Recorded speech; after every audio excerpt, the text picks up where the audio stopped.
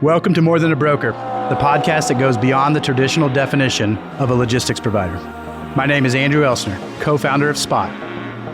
In each episode, we will dive into the stories of industry experts, keep you up to date on the highs and lows of the logistics marketplace, and introduce you to the people behind the advanced technologies that are driving innovation for brokers, shippers, and carriers within our industry.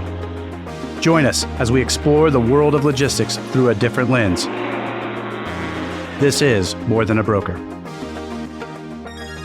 Drivers, start your engine!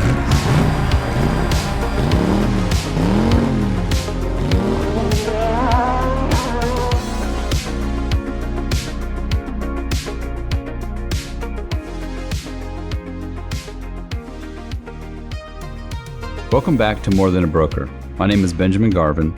I'm the Director of Technology at Spot. I've been with Spot for 4 years, spent 20 years in the IT space. I'm taking over the podcast today to bring you a special episode.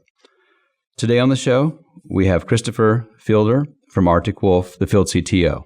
Christoper, welcome to the show, and also so grateful that you guys are hosting us here in your Tampa office at the Arctic Wolf studio. It's really cool to have you guys bring us in. Myself and the marketing team at Spot, and it's just awesome to be here. We also have a Tampa location, so it made it really easy to coordinate and come here to the Arctic Wolf studio.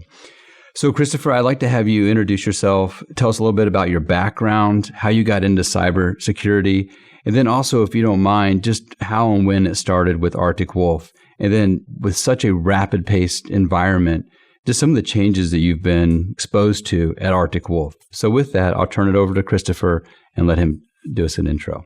My name is Christoper Fielder. As you said, I'm the field CTO with Arctic Wolf, which is something I've been doing now for a little over 4 years, but I've been in cybersecurity for over 24 years. It's really all I've ever done. So, outside of cybersecurity, I say that I don't have any real world skills, unfortunately. So I hope computers last for the rest of my life, which I think isn't going to be a problem. I got into this when I was 18. It's actually because I joined the United States Air Force. I went into basic training 2 weeks after I graduated high school. And I wanted to do photography or journalism or something along those lines. And my recruiter said, well, that's cute. But no, we actually have this other job that you would be perfect for. So I was like, sure, why not? I like computers. And I jumped into it. And it was an early cryptography and cybersecurity job. Did that for 4 years. And then actually an interesting thing, I've told this story some other times, but perhaps your listeners, since I haven't talked to most of them, haven't heard this, but I was in basic training during 9/11, 2001. I joined the Air Force going, this is going to be a piece of cake. I'm never going to have to worry about war or anything like that. And we were sitting there in our 6th week of basic training when the towers were hit, unfortunately, and it changed everything. And it became much more serious. So it was a very interesting 4 years, and I learned a lot, and that kind of started me on this career. From there, instead of re-enlisting, I actually got an offer, and I worked for the Central Intelligence Agency. So I spent a couple years doing that, which loved the agency, and I loved what I did there. I didn't like the Northern Virginia, D.C. area for raising a family, so chose to get away from that and went into a few other areas of cybersecurity that I could do more remotely. I've been very lucky to where cybersecurity is a job that adopted the remote workforce mentality very early. I've figured, there was travel involved, but we didn't always have to go into an office, which made it easy. So I did quite a while something called penetration testing, which, let me reassure your audience, it's not as gross as it sounds. It's actually a professional way of saying hacker for hire. So, companies would pay us to go in and break into their environment and then show it how we did it so they could fix those problems. So that taught me quite a bit about, the attacker mentality as well, because that's what we really had to do was think like an attacker so that we could find how they are going to operate. And then also some incident response and some early threat hunting as well. Great jobs, really enjoyed them, but you can probably figure out that they are also can be a little stressful and time consuming. So got out of that and went into more of a instructor role where I worked for the SANS Institute, more of an education type role.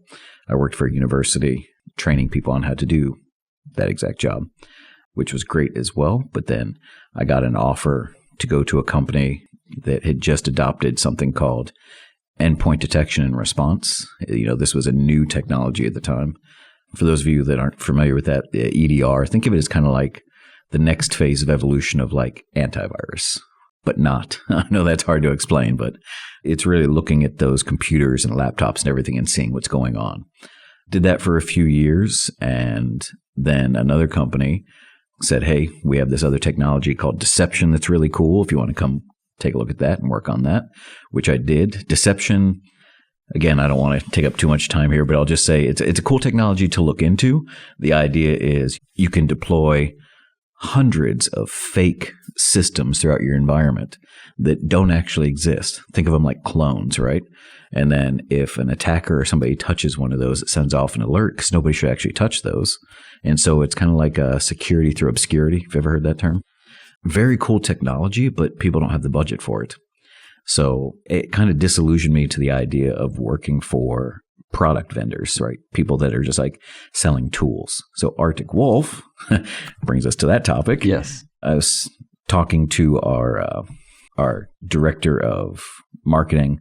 He's now our chief marketing officer, and he kind of pitched me the vision of the company. And I was like, yes, that's perfect. And the vision of the company is tools are great. You can have all the tools in the world, which you should.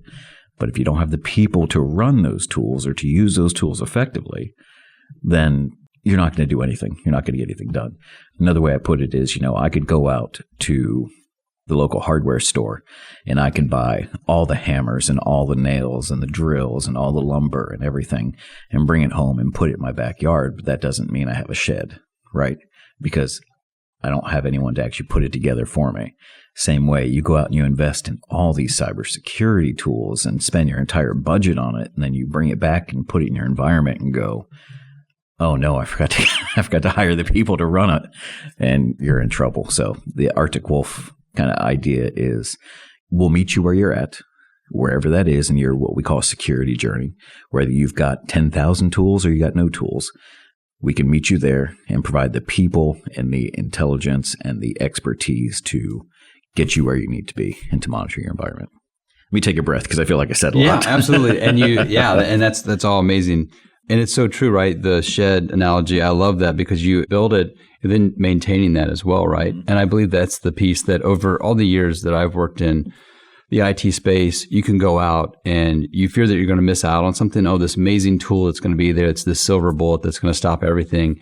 And it's not. It doesn't exist. It's finding the tools and the partnerships of like, hey, we're going to implement this platform. But then what's your process behind it? Are you going to monitor it 24/7? And then who's going to alert on it and then take action, right? So I believe you're touching on that with the Arctic Wolf. Yeah, because that's been a problem for quite a while too. Do you remember the Target breach that occurred quite a few years ago? Yeah. When they did the postmortem on that, when they did the research into that compromise, what they found was that the tools that they had in place actually triggered alerts for what had occurred. But those alerts were so buried under false positives and noise, and they didn't have enough people to wade through it, that it doesn't matter that it triggered the alert. They didn't respond to it in time, and we saw what happened because of it. So we're trying to prevent things from like that from happening to, our customers. Yes, and I love the fact that when you go through the onboarding process with Arctic Wolf, they do an amazing job of like, yes, when we alert on something, how do we label it? Is it low? Is it medium? Is it high? And then what's the action behind it? So if it's a medium alert, yes, it's an email to a group.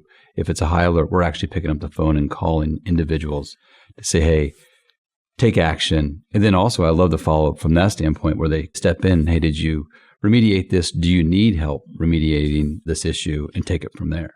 It's providing value to our customers in a unique, we use the term concierge, right? Which we use quite a bit because it's just an easier way of explaining it. I could explain it in 2 paragraphs, or I could just say it's concierge, right? Meaning we'll do what we need to do for you to get you to that next step. And it is. We could go through and define, well, this is high, medium, or low, or urgent, or whatever. But what we found was that what is an urgent alert to one customer is not an urgent alert to another customer. So we want to make sure that when we sound that, that oh no alarm for the customer, it really is an emergency for them versus, just a generic one, if that makes sense. Absolutely. Also on that topic, touch on some of the services that you offer. From when you talk about cybersecurity, it's so large, right? If you go through I don't care if it's security awareness training or the endpoint protection, I think a lot of people are like, oh, yeah, we use this platform, we're covered across everything, but it's not true. For Spot, we take a layered approach, and that's just my experience over the years of what I find to be a good solution. But where do you slot that in with Arctic Wolf and the services that you guys provide? That's another thing that drew me to Arctic Wolf is, there's a lot of companies that are out there, and I'm not going to bash any one company, but I've just seen a lot of companies that kind of take this approach of jack of all trades, master of none, where like they offer 30 different services that they can do, every service across the board. And even to the point where they're like, hey, we'll do MDR, which is detection and response, managed detection and response, and we'll do penetration testing, which is what I said before, right? But when you think about it and you go, okay, this one company is going to attack my environment to test it, but they're also going to be the ones that are monitoring it and detecting it. That seems like a conflict of interest there, because then I'm going to get a report saying they tested themselves and they did an excellent job, right? So I was always very apprehensive about that type of company. So at Arctic Wolf, we really focus on 3 services that we do. Our core service is managed detection response. That's the 24/7, 365, eyes on glass, concierge approach, looking at every area of the environment, every technology aspect. Where could an attacker get in? The endpoints, the network, the cloud, monitoring identity and access, monitoring behaviors, just looking at everything we can to see, is anything unusual occurring? That's kind of the core approach. On top of that, we have a little bit more proactive approach as well, called our managed risk service. We use the term, left of boom and right of boom. I don't know if you've heard that before. Like boom is the explosion. And when the explosion goes off, which is right of boom, that's where everyone's running around going, what happened? What do we do? How do we fix this? But you really want to operate as much as you can the left of boom, which means, get the people out of there before the explosion happens. Or in our case, what can we do to fix the problems before they occur? Can we find those vulnerabilities? Can we find the weak points? Can we find anything out there that can be fixed and proactively enhanced before an attacker takes advantage of it? And we work with our customers on how to approach that. And honestly, it's a little self-serving as well, because if your environment is in a better position, it's less work for us to do, right? Less things for us to detect and respond to. And the last one is our managed awareness service, which you mentioned, that's the studio that we're sitting in right now. I always love coming here to Tampa and visiting this, because this is where we shoot our managed awareness videos. If anyone listening as a customer has seen those videos, we shoot our own videos here in the office, and they are short, 3 to 5 minute, tongue-in-cheek, kind of ridiculous, educating your end users on security situations and threats, because ultimately they are the weak point. And I don't say that as any kind of an insult or a slam, but it's just true, right? Now, again, coming from a background of where we had to get into customers' environments from that pen testing side, you could say that, hey, I'm going to grab a vulnerability, and like they do in the movies where you see somebody tap 5 or 6 keys and go, oh, I made it in, right? It doesn't work that way. Nope. Most of the time, a lot of it's manipulating people. It's calling people with a good story and going, hey, this is so-and-so from the help desk, and it says here that you haven't changed your password in the past 35 days. You're supposed to change it every 30. What's going on? So go ahead and change it. What's that password again? Oh, okay, thanks, right? And writing it down and getting in. So what that managed awareness does is it teaches your users, like, what is phishing? How can they be the victims of phishing? How could they be the victims of social engineering? And how to spot it. So, to try and prevent that from occurring. And again, we do it in a tongue-in-cheek fashion. Some of the videos are a little silly, I'll just be honest. But it's better than, I'm sure you've done this, I've done this before too, but that once or twice a year security class that you have to take that's like, watch this video for an hour and then take a quiz at the end and then forget all about it for 11 months, right? That doesn't help anybody. It's a really good call out, because it's a great transition there. We made a big change probably 2 years ago to say, hey, we're checking the box. So we're doing security awareness with onboarding, and then we do the once a year piece that's also pushed through. whatever type of cybersecurity insurance you have there. So that requirement. So we're pushing that through. But then what could we do to enhance it? And that was a big piece with that partnership with Arctic Wolf that we loved. And I know some of the end users inside of Spot, they're like, oh my gosh, we got to do another video. But we're not asking you to sit for a 45-minute video and then it goes away.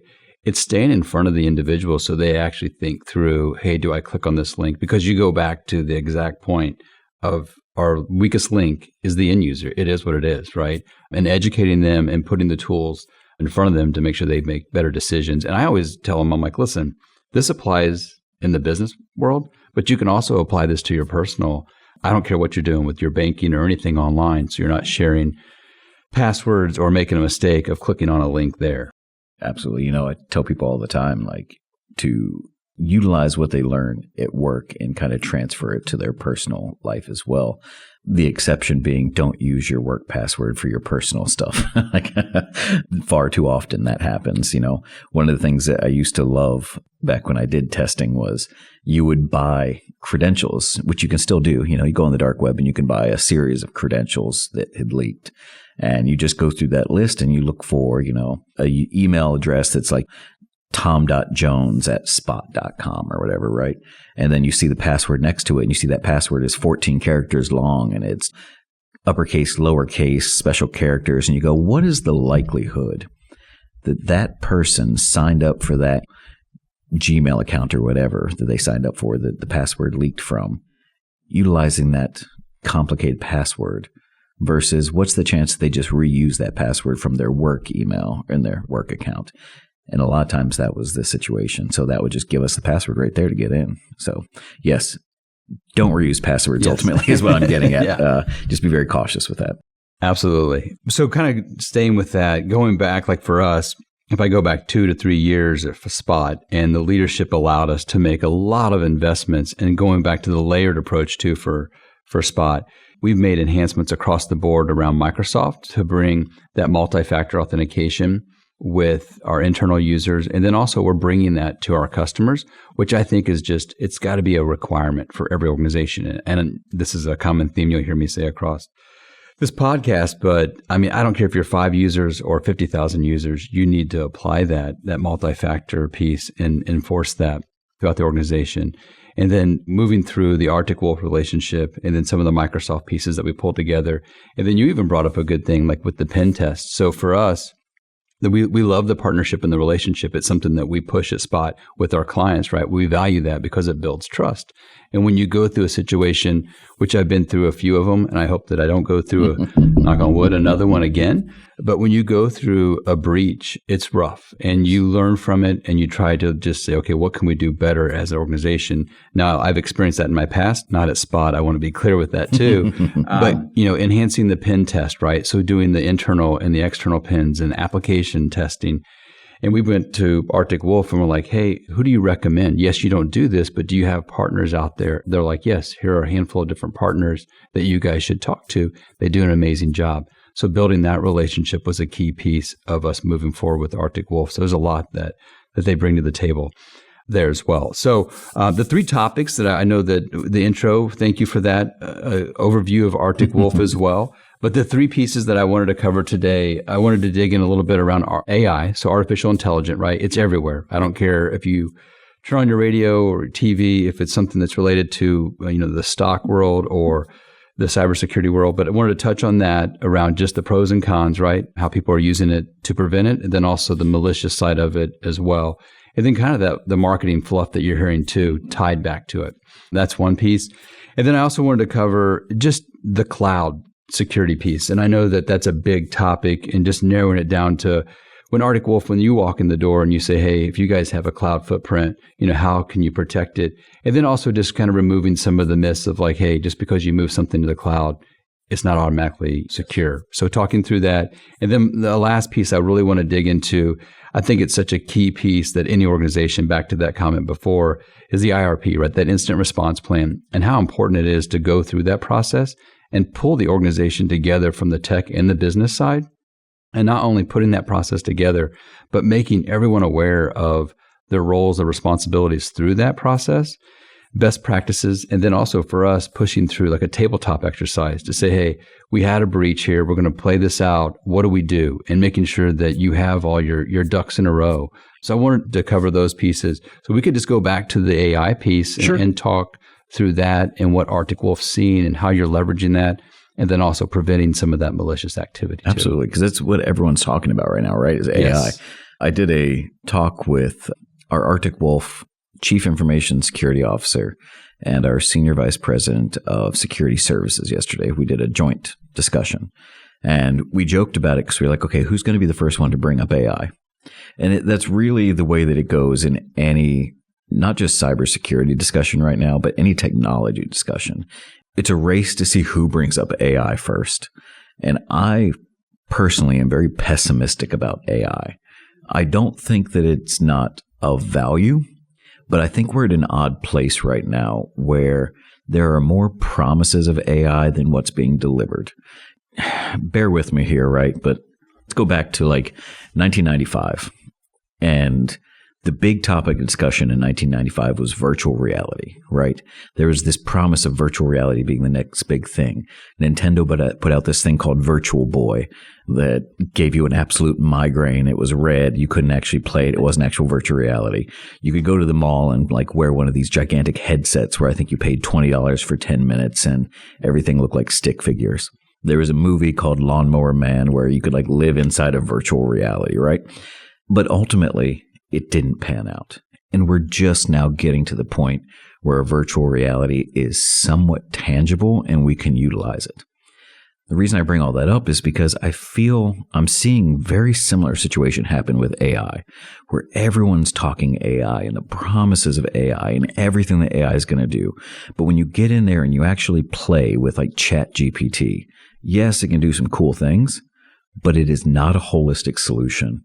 It's not Skynet. It's not going to take over the world. It gets so much wrong right now. So we have to be very cautious with that. And the reason I am pessimistic about it is because when you go to these trade shows or you listen to some of these pitches from vendors, they pitch these AI-enhanced tools or even just AI in general as a solution to replace your people. Because just in cybersecurity, we've got something called this security skills gap, which is we don't have enough people to do the job. And I'm sure that's across the board in every industry, right? Absolutely. Logistics, you probably don't have enough people to do the job. You're doing the most you can with the least. And so there's always going to be somebody to try to make money off of that problem by saying, this is the solution, this is the silver bullet. And right now that silver bullet is AI, and it's not delivering. AI is very good at some things, right? Like AI is very good at anomaly detection, being able to detect anything that's outside of a baseline of normal. Okay. But let's break that down. You go, okay, AI is going to detect anything that's outside of a baseline of normal. Well, what is abnormal? That's a lot, right? Every time something changes in your environment, it triggers an alert. So then suddenly you're just overwhelmed with alerts. Well, what's the deciding factor? What is going to actually then use all that information? People. So AI, and this is really kind of the heart of what I'm getting at here. AI is an excellent tool. It is not a solution. It is something that can enhance the capabilities of people, but it is not a replacement for people. If anybody tries to sell you something where they say this is going to solve your problem and allow you to not have to hire anybody and maybe even reduce your workforce using AI, say thank you, take the t-shirt, let them buy you lunch, and then walk away. Don't actually buy their product because we're not there yet, and I think we're a far ways away from actually being at that point. It's very cool to play with AI, and we're investing in AI. But again, we're investing in AI from the standpoint of how do we use this to enhance our talent, to make their lives easier, but by no means are we ever looking at it as a way to replace our people. So true. And then the other side of it, you have these organizations, you turn on the TV and the news, you're like, well, if you're not doing AI, then you're going to fall behind. And nothing against the Spot marketing team, right? But the marketing piece around the AI piece, they're like, hey, we're going to marketing in general. They're going to say, hey, let's do this with this platform can do AI. Throw this LLM, large language model, right, on top of your solution. All of a sudden you can say, hey, we have AI in our platform. So pieces like that, it's kind of crazy to see that take place. LLMs they have their place as well. Like we're looking at how to use large language models. And for those of you that aren't as familiar with that LLM large language model, that's like a chat GPT. That is, you ask it a question, it can spit out a result. And it is good at certain things. Like I taught my kids how to basically use it to do their homework for them. That's how it should be used, right? But I also tell my kids, hey, make sure you read that before you turn it in, because it has what we call AI hallucinations, or just wrong things that it'll put in those results. We're looking at it of, okay, well, what's faster time to detect, faster time to respond? When we look at how our people are responding to these incidents and helping our customers, where are there gaps that AI can help with? Well, one is just think outside the box here, but it takes quite a bit of time for an analyst to sit down and type out an email to a customer of, this is what happened, this is why it happened, and this is what we think you should do about it, right? So, well, what if when the alert goes off, it comes into the analyst with a pre-populated email that outlines what happened, how it happened, and what you should do about it. And then the analyst, rather than just firing that off, reads through it, maybe makes some corrections, modifies it based on what the human believes is the best response. But then it's just faster. The customer's going to get the results that way. But that's just, another way that they can improve that time to respond. And we're looking for opportunities like that as well. But large language models, just throwing them into the mix can actually be detrimental. We did some research on this, if you don't mind me kind of talking about this for a moment. Please do. But we did some research on this, and we found where 94% of organizations, so we talked to 1,000 cybersecurity leaders worldwide. They had to be a director, a C-level, or a VP. They had to be in charge of an actual security team, which means we were talking to people that are actually in the know, people that are, responsible for sometimes multi-million-dollar cybersecurity budgets. 94% of those leaders have enacted AI policies for their organization based around these large language models. Of those, 49%, so almost half, have introduced policies that are based on acceptable use, which we think is the right way to do it, right? 34% actually issued policies stating, if you use a large language model in this company, you are terminated. It is not allowed. And the reason for that is, and I want to kind of put this warning out to everybody right now about these, large language models, ChatGPT, all the derivatives, everything you can hear about them. Remember, these are not databases that you can immediately just go through and add and delete information. When you feed that beast, when you're giving that large language model information, you're teaching it, you're training it, but you can never pull that in. You can never delete that information. You can never undo it. So, good example, you are a manager. It's Friday evening. You're tired. And you realize that on Monday, you have to give your employees their performance reviews. So somebody says, just use ChatGPT. So you take all their information, you pop it into ChatGPT, you say, write me a performance review on this person. And it spits it out. Yeah, it made your job easier. But all of that employee's personal information is now inside of that model. And those that know how to manipulate that model can pull that information out, but you can't delete it. So those are the situations like in healthcare, in legal, where they say, hey, you use one of these models in our company, and we'll term you because it's a violation of, HIPAA or whatever compliance guidelines they fall under.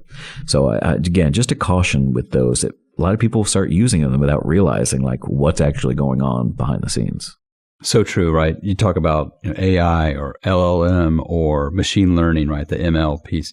It still needs, like every other tool, there's got to be some hand-holding in that process. It's not something you can set it, forget it. You've got to watch that as you move through the implementation and introduce that to the organization. Thank you. That was awesome. I appreciate that overview around the AI piece of it. So moving through this, touching on cloud security, right? So really wanted to talk to you around what Arctic Wolf's doing when they engage with an organization and how you guys tightening up and securing the cloud footprint for organizations. And then also just, letting people understand just because you move your workload out to some type of, I don't care if it's AWS or Azure, whatever, it's not just automatically secure. So if you don't mind just touching briefly on that play with Arctic Wolf and cloud security. So a few things there, right? So the reason that people are so anxious to develop these policies on AI and acceptable use is because we're learning from the mistakes that we made with cloud. With cloud, it was very much can we, not should we. Everyone went all in on cloud and had cloud budgets and we're buying cloud everything. without thinking about the security implications of it. And they deployed it throughout their environment. They went to the cloud, they bragged about being a cloud first company, whatever it was. And then they didn't secure it correctly and they got popped or, suffered a breach or lost information. And part of that is because, as you mentioned, people don't read the fine print and realize that most of these cloud resources have something called a shared responsibility model, which means, yes, they will protect the data that is within their confines, right? Like their systems. But you are still responsible for that data as it resides, transporting it to them. So like if we're putting it into a logistics perspective, right, then the warehouse might be responsible for ensuring that anything that's inside of that warehouse is secured, like locking the doors and having guards or whatever. But the data that's being transported between warehouses, that's really on like the driver, essentially, to be responsible for. Same concept. This is your responsibility to make sure that as that data resides within your company or you're transporting it to the cloud or even then protecting it in the cloud with good passwords and stuff, you have to make sure that you are holding up your end of the bargain there. And not everyone was, because they believe this false assumption that when you went to the cloud, you could just, wipe your hands of it and go, I pushed it to the cloud. It's not my problem anymore. Not my fault. Cloud's going to take care of it. Absolutely wrong. What we found, this is, again, some research that we did. This is a statistic that we found in our own research, but actually Gartner backed this up as well. Over 99% of organizations use some form of public or private cloud. And you go over 99%, isn't that 100%? Well, not quite, because statistically you can't really say 100% in most cases, but it was like 99.3, 99.4 is a huge amount. We're using some form of public or private cloud. But only less than 30% were actually using active cloud monitoring or cloud security posture management, which means, in other words, actively monitoring and securing their cloud resources. So that leaves a huge number. And I think the number was actually 18%. So that leaves 82% of organizations that just have this unsecured cloud aspect of their environment that is just ripe for the picking. That's what attackers are going to use, especially since they don't have to break into your environment. It's just sitting out there for them to touch. So that was a major security concern. And even more so were the organizations that didn't even realize they were using cloud, right? I had talked to people before where I was like, okay, let's talk about your environment now so we can see where we can help and add value at Arctic Wolf. So do you use cloud? We always just ask the question, do you use cloud? And once in a while we'll hear no. I strongly doubt you're one of the 0.7% of organizations that don't use cloud. But I don't want to say that. So what I'll say is, okay, and then move on. Then I'll come back and go, do you use Office 365? Do you use Salesforce? Do you use OneDrive or Dropbox? And continue to go down the list. And they go, yes. And go, okay, well, those are all cloud. So you're using cloud. And because you said you don't use cloud and you said you use all those, I'm going to go ahead and make the assumption here you're probably not going out of your way to secure those either. So that's where we can add value. We can tie into Office 365. We can monitor the utilization of some of those SaaS or software as a service applications and look for any unusual behavior, any unusual activity, any malicious usage, and then respond to it the same way as we would if there was, something we detected on one of the laptops in your environment, because it's still your company's data. So we still want to detect it and we still see that as part of the environment. So we don't just exclude that because that's not a traditional desktop or laptop.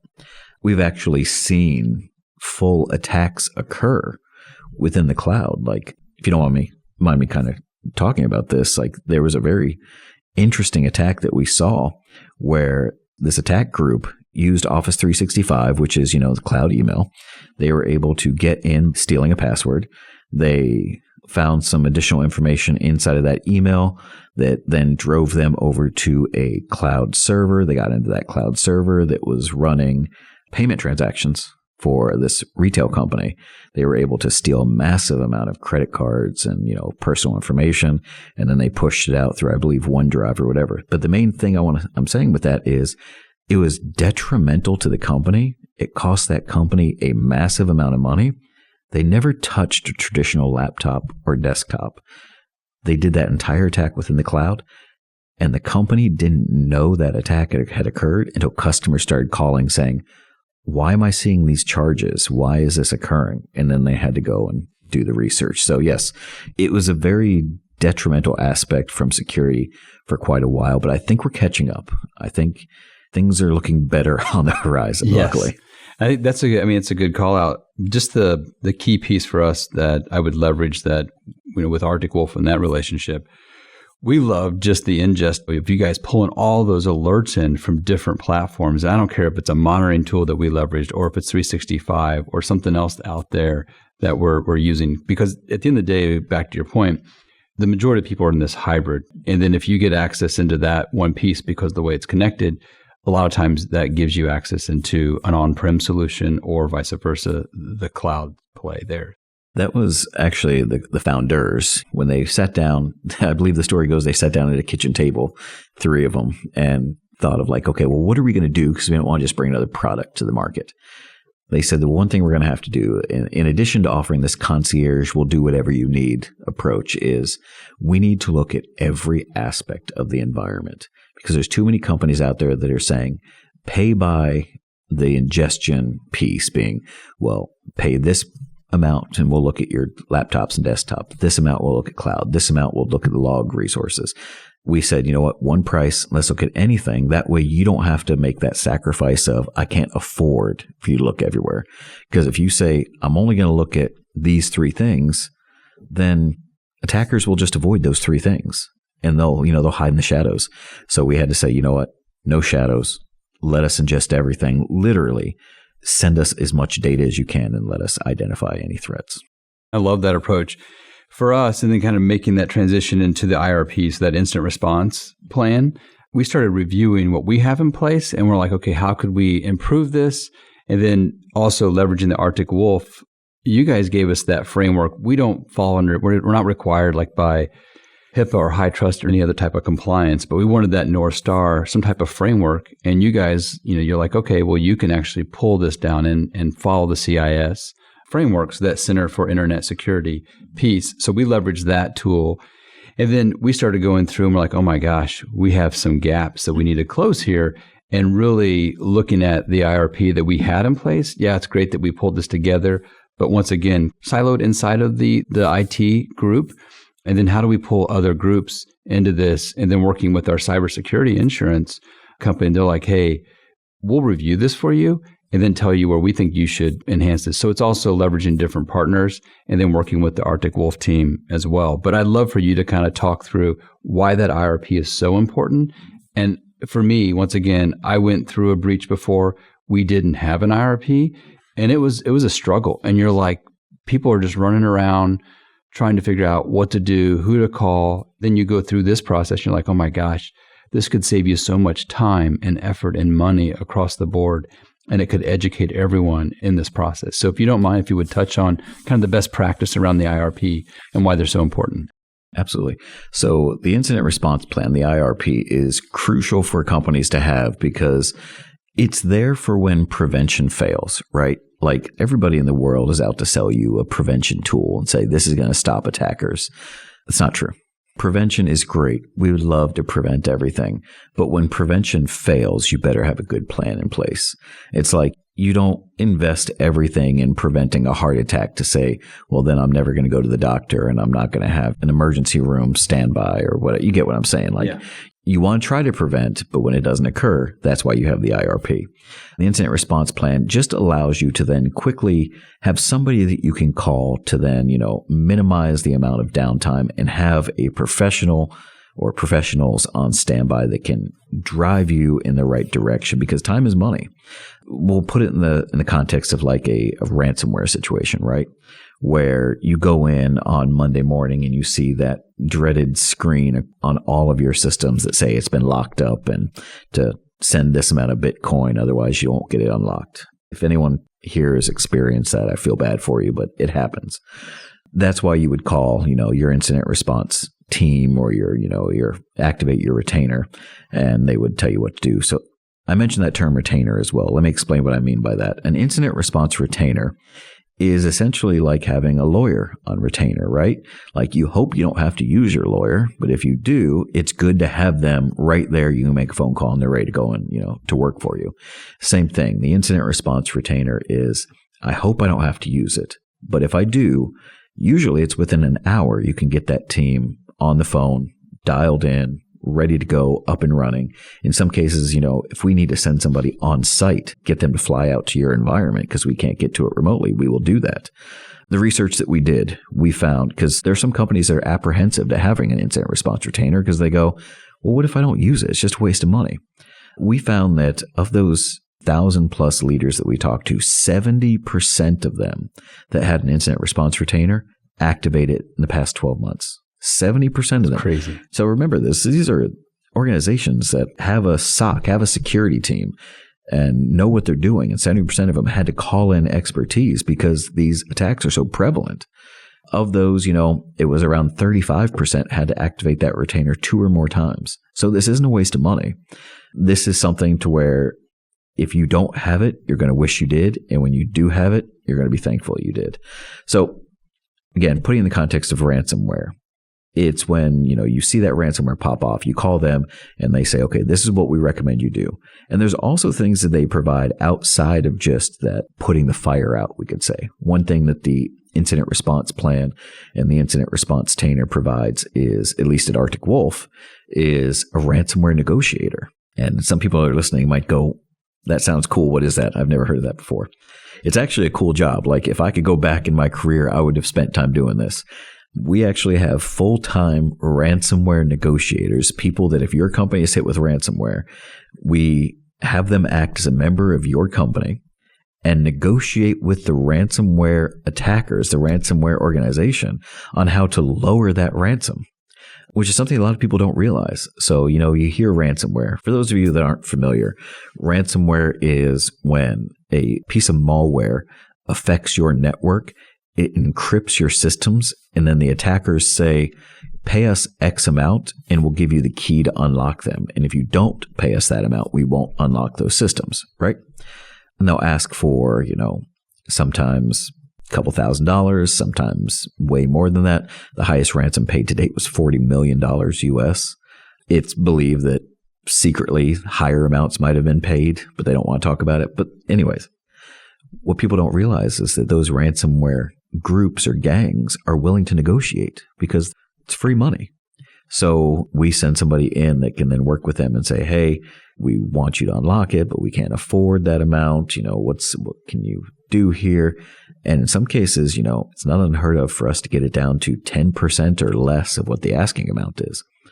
Doesn't feel good to pay the ransomware, but it feels better to pay 10% than the full amount. So anyways, the IRP, the incident response plan, can provide that as well, which is also important because in the ransomware situation, some of those ransomware gangs are tied to terrorist organizations. They are tied to sanctioned countries that if your company pays, so you're in charge of, technology and IT for your company. So, you get hit with ransomware, they're probably going to look to you and go, what do we do? Should we pay? And if you go, yeah, let's just pay it.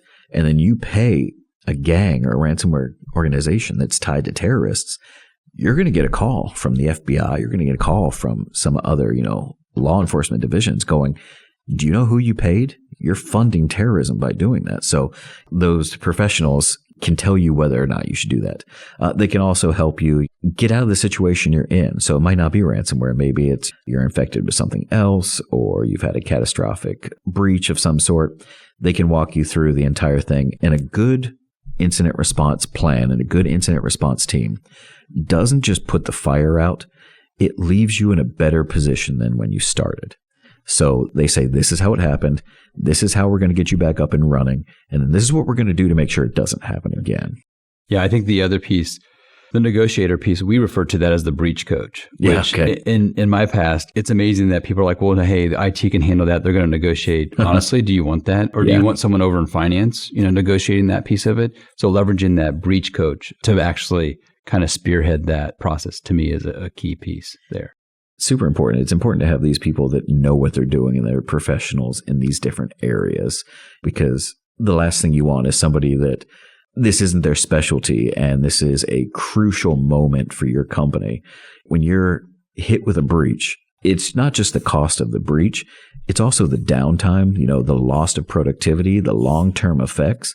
You want people that have been through this time and time again so they can say, this is how we're going to get you out of this quickly, and these are the recommendations we're going to make, rather than somebody that you just throw the responsibility on them and kind of hope they're going to fix it for you.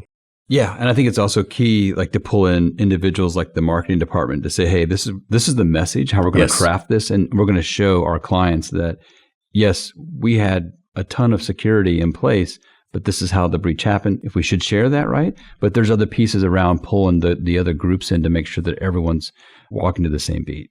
You're one of the first people I've ever heard mention that, and I respect that. I think that's really important because we're seeing more breach disclosures than we previously had. Previously, companies, when they were breached, they kept it very secret, like they didn't let anybody know.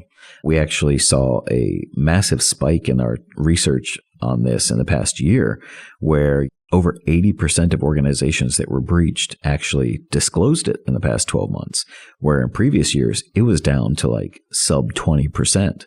And it's because there's less stigma now in getting breached, right? It used to be that if you were breached or you suffered a cyber attack, you did something wrong. You weren't doing your job. And now I think it's more understood that we're all potential victims here. Like, there's really nothing we can do about it. If there's a 0 day, or if, somebody gives away a password or whatever, it's not that you didn't do your job. It's that the attackers were just able to do it. And so that's why it's not about were you breached? It's about what did you do to resolve it, and what did you do to ensure it doesn't happen again? And so, the marketing team being able to go, hey, this is what happened, and this is what we're doing to ensure that it doesn't happen again, and this is what you need to know. I think that's a super important piece. Awesome. Well, once again, Christoper, I'm so grateful for your time today. I appreciate you hosting, Spot, myself, and the marketing team here. It's been an awesome experience. I appreciate the insight. And once again, just the overall partnership with you guys. It's been great, and it's off to a great start as well. So thank you. Appreciate it. Thanks so much for having me. And I hope everyone didn't mind listening to me too much. And if you want to check us out, remember, it's arcticwolf.com. If you want to reach out to me, you can find me on LinkedIn. It's Christoper Fielder. And if anyone has any questions, be happy to answer them for you.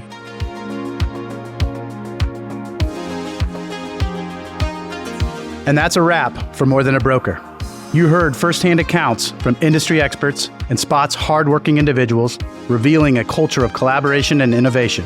For more information about Spot, our service offerings, our people and culture, our job postings, and more, check us out online at spotinc.com. That is spotinc.com. Thank you for listening and for being part of this journey. Until next time, keep striving to be more than a broker.